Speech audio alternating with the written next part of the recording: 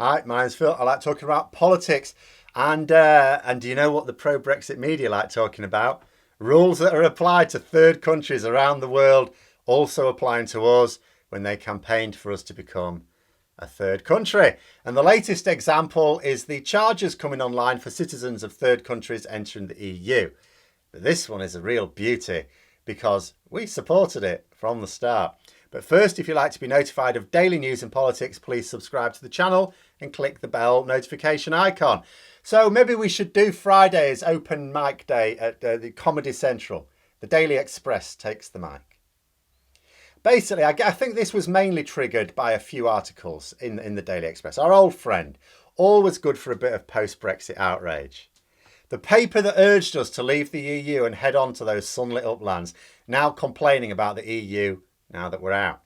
And it can't be said often enough, so I'll reiterate what Plenty keeps saying. If complaints about the EU were the reason for Brexit, and you still complain about the EU afterwards, then Brexit was not the solution, was it? But this is essentially about a small charge that is going to be levied on citizens of third countries entering the EU from next year. I think it's next year. The Express says 2023.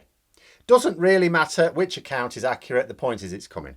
Now, I'm not a traveller, so never really have much first-hand experience of these things, so always need to research to find out what the fuss is all about.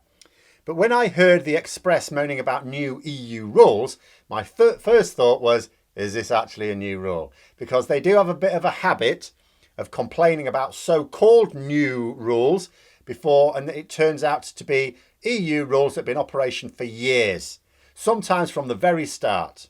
It's just that the rules apply to third countries, and so as members they didn't apply to us. So they're newly applied to us, but they're not new rules. But no, this is a genuinely new rule. So my next thought was, the EU don't make a habit of coming up with new rules and then implementing them so quickly. It has to go through a lot of layers of bureaucracy. So I'm guessing this rule was discussed some years ago. That would be while we were still members, wasn't it? And yes, sure enough, that was the case. More than that, a report has revealed that we fully supported it. Because that's the thing about the EU rules that some in this country whine about. We actually came up with or supported about 97% of them. Of course we did. We're one of the biggest members. And that's not me making numbers up, the 97%. That was actually the numbers a few years ago. Someone counted all of the EU rules, all of the ones that we came up with or supported. It's basically 97% of them. It's a number that will come down, of course, because now we have zero say in any EU rules these days. So some of those older rules will fall by the wayside. New ones will come in. We've had nothing to do with them. In fact, if you whine about EU rules, maybe you shouldn't have wanted us to remove ourselves from the position of major influence over them. The fact of the matter is, the EU rules do not get off the ground without the support of what were the three superpowers within the organisation. And now it's just two, France and Germany. So if the plan was to stuff France and Germany because you don't like their politics, guess what? You've just given them a major power boost. Well done there. But in April 2016, just before the Brexit referendum, David Cameron, who was Prime Minister at the time, was described as one of the biggest supporters of this plan, this ETIAS. The scheme is also intended to increase border security, which is something you think Brexiteers would be in favour of, because that would have included our borders at the time. But anyway, back onto this scheme. It charges us £6 to enter the EU. Yeah, a whole £6. It's apparently such an outrage, it was worth the Express writing 3 articles on it in the space of 2 days. 3 articles on that. I don't even do 3 in 2 days on the same thing. And if I do 3 over a month on the same thing, it better be something big like food shortages. The first one started off simply enough. Britons to be charged for entering the EU as Brexit consequences hit UK tourists. That could almost be the headline of an anti-Brexit paper. Only I think most of us have got bigger fish to fry than making a meal of a £6 charge. I am not, in all honesty, going to try and persuade people that Brexit was bad because it means we have to pay an extra £6 to travel to the continent. You probably spend more than that on refreshments while you're stuck in the customs queue to get into the EU anyway. What is a £6 charge to get het up about? Well, this is where we are with Brexit now, isn't it? It's all about the distractions. We were promised impossible things with Brexit, then Brexit arrived. There's no unicorns. Where's the unicorns? So now we need distracting. So they have to feign outrage at every little thing. But let's have a little look at this rule. First of all, we supported it. This rule was coming into force whether we remained in the EU or not, and it was not against our will. Only if we'd remained, we wouldn't be paying it. So if the Express is opposed to this charge, I think that's the implication, aren't they really saying it was a mistake to leave the EU? Because we wouldn't be subject to the charge if we'd stayed. Then we consider that this system is not novel. It's based on a system that's been in operation in the United States for years. So we already pay a fee for an identical scheme when travelling to America. Why aren't the Express slagging the United States off for starting the whole thing? Which of course highlights their raging hypocrisy. They attack the EU for doing exactly what others do and what we even support others doing. Or at least they don't complain. Then you'd think that would be that. They've had their moan about the EU due to a £6 charge that we supported, that wouldn't be payable if we'd remained members, that applies to citizens of third countries around the world, not just Britain, and that we have to pay when we travel to the US anyway, which is apparently not worth complaining about. But then I'm guessing they needed more to moan about with the EU, but couldn't think of anything else, so they basically just knocked out another couple of articles on the same thing in the same day. The second was, hope their industry goes down the pan. Furious Britons lash out at EU over travel charge. Fair, pissed myself laughing at this one. Obviously we know that Furious Britons means a couple of people that they found who will rage at the EU for a bacon butty. But I thought I'd better have a look. Sure enough, these Furious Britons turned out to be 5 Express readers.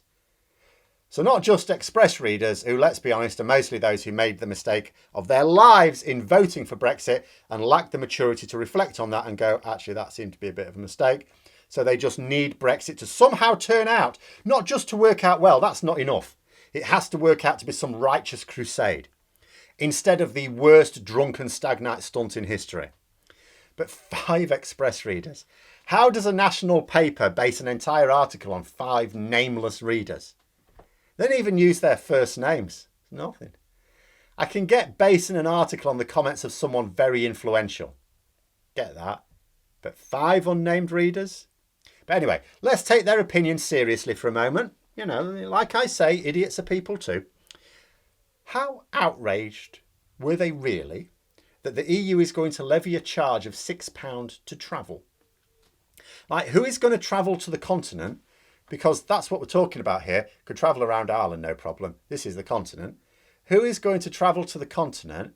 And when you add up the costs of travel, at least, and assuming it's just a quick hop across, you know, maybe you're in the south of England anyway, you just want to hop across to the north of France and then back again in a day. So there's no accommodation. It's just the cost of travel. Who's going to say, well, I can't afford to do that now. That's like an extra £6. That's what I had to get a baguette while I was over there. You spend more than that parking up for a day in a town centre. Are they really outraged at a £6 fee? I think this is the point where we can abandon taking them seriously. But then there was a third article. Remainers mock Brexiteer outrage over only £6 EU revenge tax. So apparently, according to their article, we are arrogant for mocking people who are outraged at being charged a measly £6 to travel to the EU. A place that, according to them, is the seat of all evil in the world anyway. Also, revenge tax. If it was a revenge tax, it would have to only apply to British citizens. Actually, technically, it would only have to apply to Brexiteers. Maybe the EU should have a revenge tax.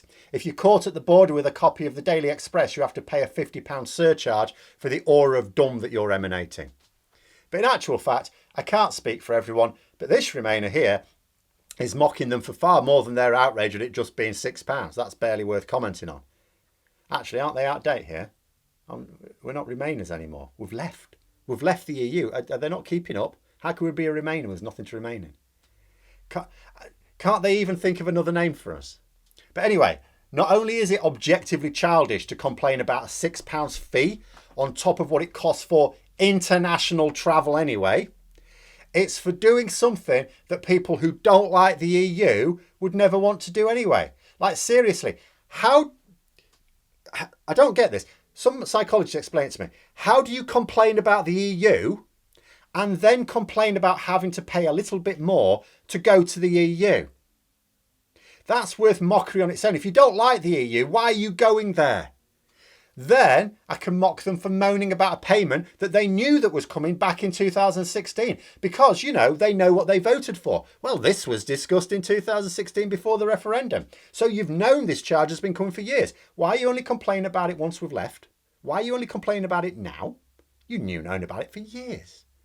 Then I could mock them for moaning about a payment that only non-EU members have to pay when they wanted us to become non-EU members. Like literally. We should be non-EU members. What do you mean we have to pay them the fee for non-EU members? Then I could mock them for moaning about a charge for going into the EU when the same thing applies for going into the US. I don't see them complaining about that. In actual fact, there's a whole cascade of mockery here. The outrage at it just being £6 is really just the pebble that started the avalanche, quite frankly. But there we are. Those are my thoughts.